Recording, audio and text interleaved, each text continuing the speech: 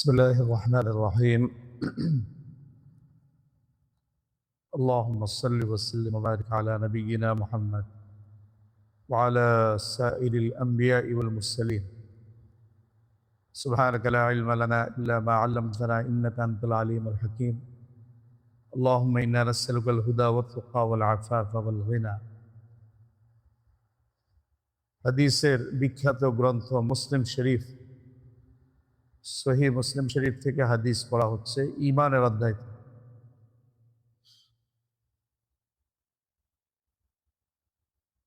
মানুষের ঈমানের শক্তি বৃদ্ধি পায়, আবার ঈমানের শক্তি কমেও যায়।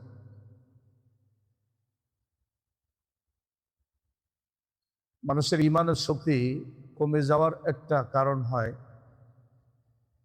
গুনাহের কাজ করলে ঈমানের শক্তি কমে যায়। এ হলো একটা দিক। অপরদিকে ঈমানের মধ্যে কমতি আসে আমলের কমতির কারণে। আমল কমলে ঈমানও দুর্বল হয়।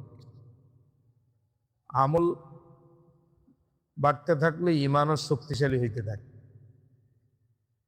ঈমানও শক্তিশালী হইতে থাকে। এই জন্য ঈমানের কমতি আমলের কমতির মাধ্যমে আসে। অতএব যত বেশি আমলের মধ্যে মনোযোগী হবে, আমলের মধ্যে থাকবে, তত আল্লাহ তাআলা তার ঈমানের শক্তি ঈমান বাড়াইতে থাকবে, ঈমানের মধ্যে পূর্ণতা আসতে থাকে। আল্লাহ রাব্বুল আলামিন আমাদেরকে আমাদের আমল আল্লাহর আনুগত্য ইবাদত বন্দেগীর মধ্যে আরো বেশি অগ্রগামী হওয়ার তৌফিক দান করেন।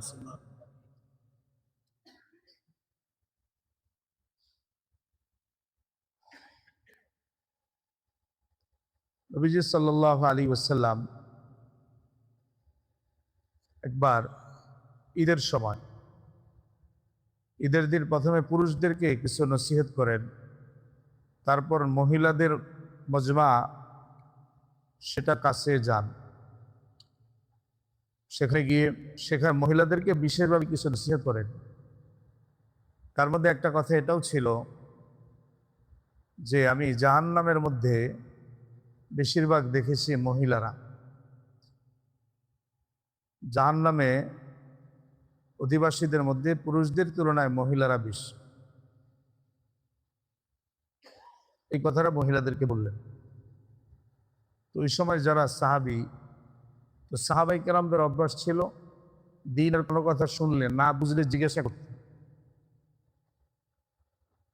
বললে বাস ওই অন্ধের মতো এটার উপরে চলতেন এমন না, বিষয়টা না বোঝা পর্যন্ত ওনারা জিজ্ঞাসা করতেন। এই জন্য দ্বীনের কোনো কথা বুঝে না আসলে জিজ্ঞাসা করা, যাতে মনের ভিতরে কোনো ধরনের অস্পশা তৈরি না হয়, এতে করে নিজের পরে ক্ষতি হয়। একটা কথা শুনলাম কিন্তু বুঝে আসছে না, এতে অনেক সময় দ্বীনের প্রতি বা ইসলামের প্রতি বা আল্লাহ এবং তার রাসূলের বিধানের প্রতি মনের ভিতরে শয়তান ওয়াসওয়াসা দিত। তো নবীজি সাল্লাল্লাহু আলাইহি ওয়াসাল্লাম যখন এই কথাটা মহিলাদেরকে বললেন, একজন বুদ্ধিমতী নারী জিজ্ঞেস করলেন যে ইয়া রাসূলুল্লাহ,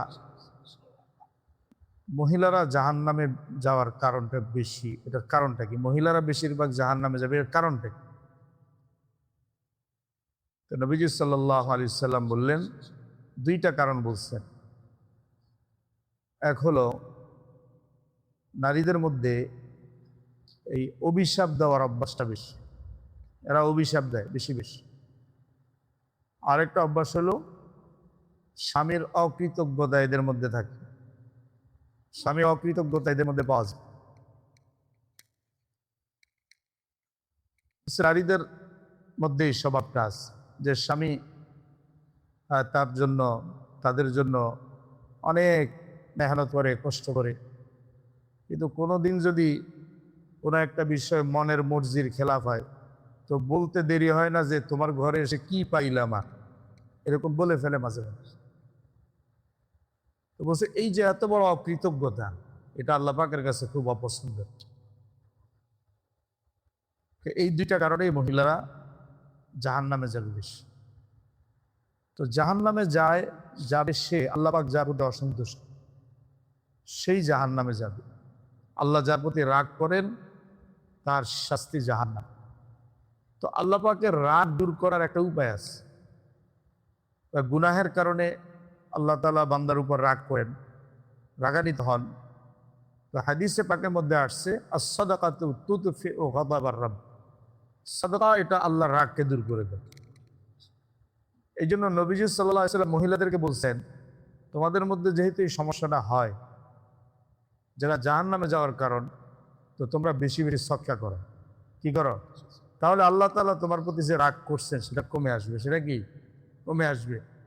তো কৌশলও বলে দিয়েছেন যে এই ভুলটা হয়ে যায়, এর ক্ষতিপূরণ হিসাবে তোমরা বেশি বেশি সদকা করো, তাহলে আল্লাহ পাকের রাগ দূর হবে, জাহান্নাম থেকে বাঁচতে পারবে।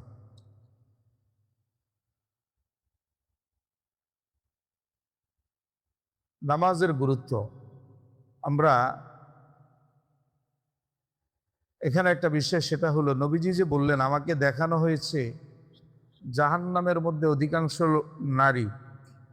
তো মানুষ জাহান্নামে জান্নাতে যাবে তো হিসাব নিকাশের পরে, এখন এটা দেখলেন কেন? এটা এখন দেখলেন কিভাবে? এটার প্রশ্নের উত্তর হলো যে আমাদের এই দুনিয়ার জগৎ, এই জগতের এবং আখিরাতের জগতের বাহিরে আরেকটা জগৎ আছে, ওটাকে বলা হয় আলমে তামসিলি। অর্থাৎ আল্লাহ পাকের কাছে এই দুনিয়ার জগতের যা আছে এগুলোর একটা ফটোকপি আছে, আবার আখিরাতের জগতেরও একটা ফটোকপি আছে। সহজে বোঝার জন্য বললাম কথাটা। এটাকে বলা হয় উপমা জগৎ, যে এখানে যা হচ্ছে এটার একটা ফটোকপি আছে ওই জায়গায় সংরক্ষণ। আখিরাতে কি হবে সেটারও একটা ফটোকপির মতো আছে। একটা উপমা হিসাবে আল্লাহ পাকের কাছে সবকিছুর একটা দৃষ্টান্ত রাখা আছে। ওই উপমাগুলো আল্লাহ তাআলা দেখাইছেন নবীজি, যে এরকম হবে সামনের দিকে। কি তো আল্লাহ তাআলা যেটা করবেন সেটা একটা উপমা আল্লাহ পাকের কাছে থাকতে পারে না? মানুষ সামনে করবে এরূপ জিনিসের একটা কি করে, হ্যাঁ থাকে না, নমুনা মানুষ তৈরি করে। এই জন্য একটা আলমের তামসিলি আছে, আলমের মেসালি বলা হয়, যে এই দুনিয়ার জগৎ এবং আখিরাতের জগতের সব কিছুর একটা উপমা বা ফটোকপির এরকম একটা জগৎ আছে, সেখানে এই দৃশ্যটা দেখানো হয়েছে। তো নবীজি সাল্লাল্লাহু আলাইহি সাল্লাম যখন মেরাজে গিয়েছেন, তো আল্লাহ তাআলা ওনাকে জান্নাত জাহান্নামের মধ্যে এগুলার উপমাটা দেখাইছে, যে এই যে এমন হবে, বিষয়টা কি হবে, এরকম হবে। তো ওটাই নবীজি ওখানে গিয়ে দেখছেন, মেরাজের মধ্যে গিয়ে দেখেছেন। তো নবীজি সাল্লাল্লাহু আলাইহি ওয়াসাল্লামের মেরাজ 6 বার হয়েছিল। মেরাজ হয়েছিল 6 বার। কয়বার? 6 বার। 5 বার হয়েছিল স্বপ্নে। 5 বার কি স্বপ্ন। আমরা দেখবেন স্বপ্নে অনেক কিছু দেখি, উপমা আর কি, এগুলো বিভিন্ন জিনিসের উপমা দেখি না আমরা। আর একবার হয়েছিল সশরীরে। একবার মেরাজ হয়েছে কি সশরীরে, সশরীরে নিয়ে কি আল্লাহ তাআলা দেখাইছে। তো ওই সময় গিয়ে নবীজি দেখছেন যে জাহান্নামের মধ্যে বেশিরভাগ মহিলারাই যাচ্ছে, মহিলারাই জাহান্নামের অধিবাসীদের মধ্যে বেশিরভাগ। তো নবীজি সাল্লাল্লাহু আলাইহি সাল্লাম তাদেরকে সাথে আমল শিখিয়ে দিয়েছেন, যে তোমরা যেই অকৃতজ্ঞতাগুলা করো, নাফরমানি করো, এগুলার কারণে জাহান্নামে যাওয়া লাগে। এটার উপায় হলো তোমরা আল্লাহ পাকের রাস্তায় দান করো, সদকা করো, তাহলে আল্লাহ পাকের রাগ দূর হবে। রাগ কি হবে? দূর হবে। মহিলাদের দিনই আমল কম থাকে, আমল কম থাকে। পুরুষদের নামাজ রোজা সবসময় পড়া লাগে, কিন্তু মহিলাদের কিন্তু বিশেষ একটা সময় নামাজ পড়া লাগে না। হ্যাঁ, ওই দিনগুলোতে তাদের কি থাকে না, নামাজ থাকে না। আর রোজা এটাও ওই সময় থাকা লাগে না, বাকি পরে কাজা করতে হয়, কিন্তু নামাজের কাজা নেই, নামাজের কি নাই। তাহলে এই যে মহিলাদের আমল একটু কম হয় নামাজের লাইনে, পুরুষদের নামাজটা বেশি হয়। তবে আরেকটা কথা, সেটা হলো মহিলাদের ওই সমাজে নামাজ পড়ে না। যদি নামাজি মহিলা হন, তার ওই সময়টায় নামাজ তারা পড়ে না, তবে আল্লাহ নামাজের সওয়াব দিয়ে দেন তাদেরকে। কি দিয়ে দেন? নামাজের সওয়াব দিয়ে দেন। অন্যথা তারা বলবে এটা আমাদের দোষ কি। হ্যাঁ, তবে তাদেরকে ওই সময় নামাজের মৌলিক সওয়াবটা দেওয়া হয়। সরাসরি নামাজ পড়লে, বাস্তবে নামাজ পড়লে বান্দা 2 ধরনের নেকি পায়। এক হলো এই আমলটার মূল নেকি, আরেকটা হলো বাড়তি নেকিও পায়। এই যে নামাজের জন্য ওযু করছে, এই আরো যে আসলো, জামাত আদায় করলো, এগুলোর কিন্তু বাড়তি আরো অনেক নেকি আছে। আরেকটা হলো শুধু নামাজের একটা সওয়াব আছে। তা আল্লাহ তাআলা তাদেরকে মূল সওয়াবটা দেন, বাকি বাড়তি সওয়াবগুলো আর পায় না। এজন্য এই হিসেবে মহিলাদের একটু আমল কম থাকে পুরুষদের তুলনায়। পুরুষ নামাজ করলে সবসময় তার নামাজ আছে, হ্যাঁ, বাকি তারা মৌলিক সওয়াবটা তারা পেয়ে যায়। মৌলিক সওয়াবটা কি তারা পেয়ে যায়। এই জন্য এটাও মহিলাদেরকে শোনায় দেওয়া, তারা অন্যথায় পেরেশানি করতে পারে যে আমরা তো নামাজ কম হইতেছে আমাদের, বাকি নামাজি নারীরা ওই সময়ের নামাজের সওয়াব আল্লাহ তাআলা তাদেরকে কি দিয়ে দেন। যেমন হাদিসে পাকের মধ্যে আসছে, কোনো ব্যক্তি যৌবনকালে যদি ইবাদত বন্দিগিতে কাটায়, বার্ধক্যে যদি সে ওই আমলগুলা করতে না পারে, তাহলে আল্লাহ তাআলা তার ওই যৌবনকালের আমলের সওয়াব তারে দিয়ে দেন। যেমন কথার কথা, কোনো ব্যক্তি যৌবনকালে তাহাজ্জুদের অভ্যাস ছিল, বার্ধক্যে গিয়ে উনি এটা পড়তে পারতেছেন না, উঠতে পারেন না, তো আল্লাহ পাক তাকে তাহাজ্জুদের সওয়াব দিয়ে দিবেন। তবে এটা তাহাজ্জুদের মূল সওয়াবটা দিবেন। কিন্তু যে সরাসরি ইবাদত করতো সেখানে তার আরো বেশি কিছু কষ্ট ছিল না, ওই বাড়তি সওয়াবটা আর কি পাবে না, বাকি মূল সওয়াবটা আল্লাহ তাআলা কি দিয়ে দিবেন। ঠিক মহিলাদের ব্যাপারেও কি ওই সময়টা নামাজের মৌলিক সওয়াব আল্লাহ দিয়ে দেন, বাড়তি সওয়াবটা তাদের কম হয়। তো যাই হোক, বলছে এই জন্য যে হাদিসের যে কথাটা প্রথমেই বলা হইল যে বান্দার আমল বেশি হলে তার ইমানের পরিমাণটাও কি বেশি হয়, ইমান শক্তিশালী হয়। আর আমলের ঘাটতি ইমানের মধ্যে ঘাটতি নিয়ে আসে।